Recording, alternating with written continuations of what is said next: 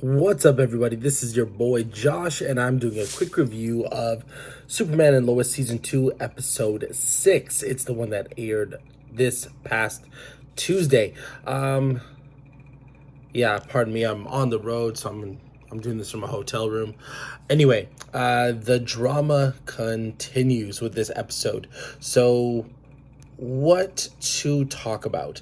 Let's talk about the Lana Lang and her husband stuff. Again, I don't like where they're going with this.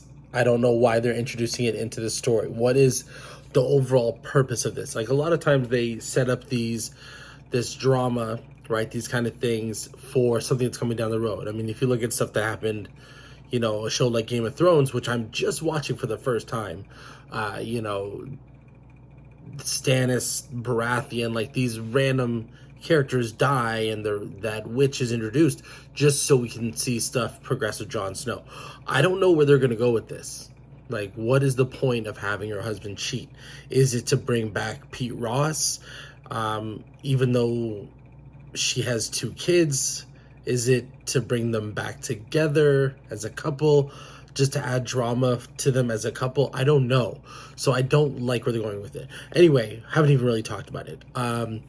The first thing we see them, Lana's in the kitchen. She's making dinner or breakfast for the girls.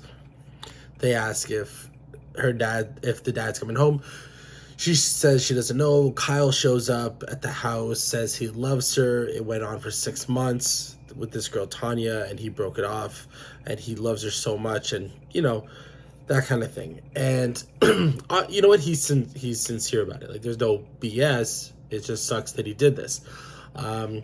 Lana talks to Sarah. Lana talks to sorry, I don't have a tripod or anything.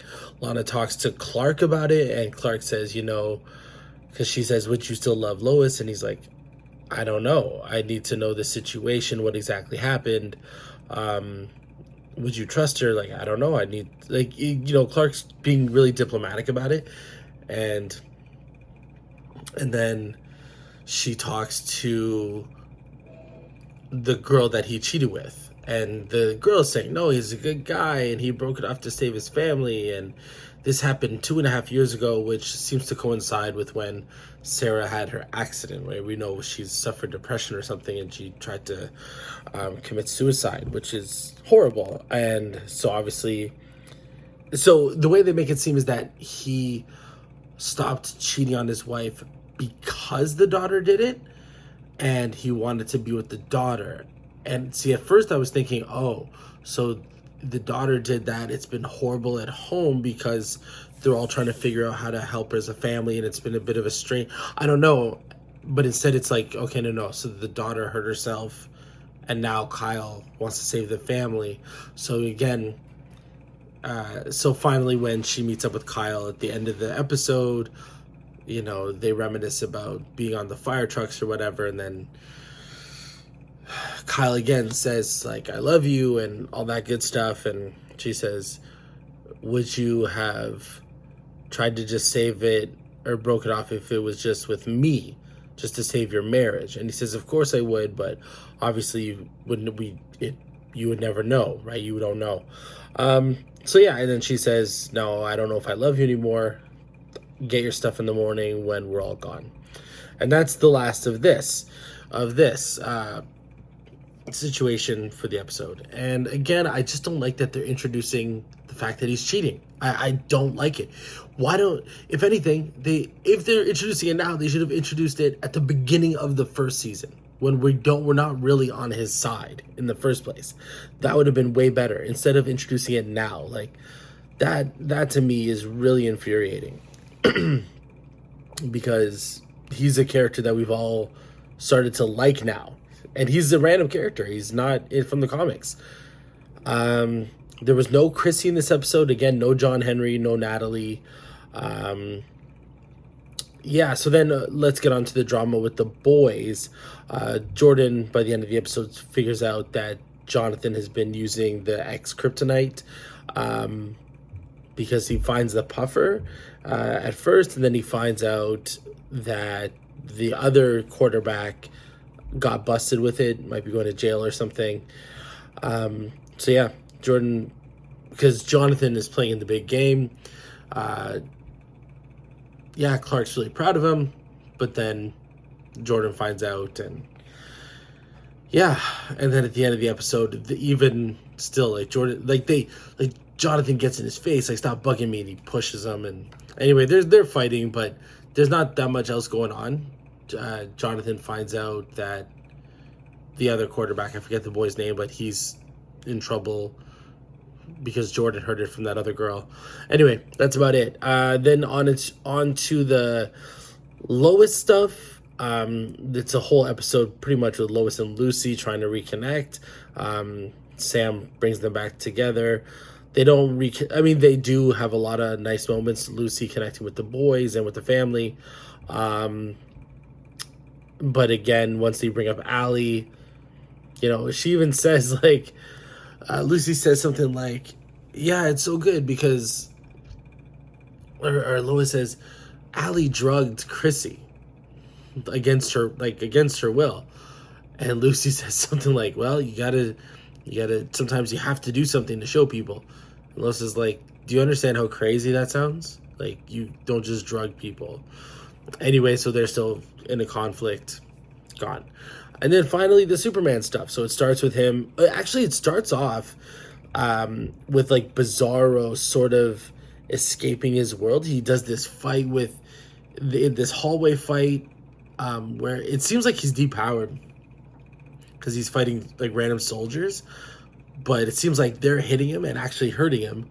But then like another Kryptonian or something is at the end of the hallway, and he has his super speed and all that stuff back. He takes the locket from the other alley, and it's cool because you see him in front of like a farm, but the farm is like in that Bizarro world, the Kent farm is kind of like destroyed. I don't know, it looks pretty cool, but he takes the locket. Yeah, my lamp here is just awful. This is, oh boy. Anywho, he takes the locket. Bizarro takes the locket. This is the beginning of the episode. Puts it on. He's in the Doomsday kind of style armor. Flies into the mountain, and then he ends up being in Smallville, and that's whatever. And then he's in the fortress, and he's talking with Superman, and he basically tells Superman through a long conversation that Allie has, like, if Allie gets the locket and merges with her other self, she'll be ridiculously powerful. So again, he still wants to. Bizarro wants to kill Allie. Bizarro wants to. I don't know. What got me, I was like, yo. So if Allie merges, like just regular people, and they become super powerful, what if Superman merged with Bizarro? Like, how insanely powerful would that be? You know what I mean? And I was like, don't they do that? Like, I know Superman in Final Crisis, I think he merged with Ultraman or something, and that's when he's like the cosmic armor Superman. So I was like, yo, what if he merged with Bizarro? Would he be like another style of like cosmic armor? I don't know. I don't think it'll happen, but that'd be kind of cool. So yeah, the whole episode is basically Superman's story is he needs to get the locket or that pendant or whatever from the general, that other general who hates Superman, and he's punished by his superior saying, with Sam Lane, we never had a problem with Superman for 20 years, and then with you, 6 months, we've already had a problem with him.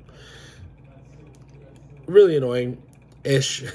And then the one cool thing is Superman stops his avalanche in Russia. That was really cool. I thought that was really awesome. I liked the way he used his powers in that. Looked awesome. But yeah, so finally they're at the funeral for the 2 kids that Bizarro killed. And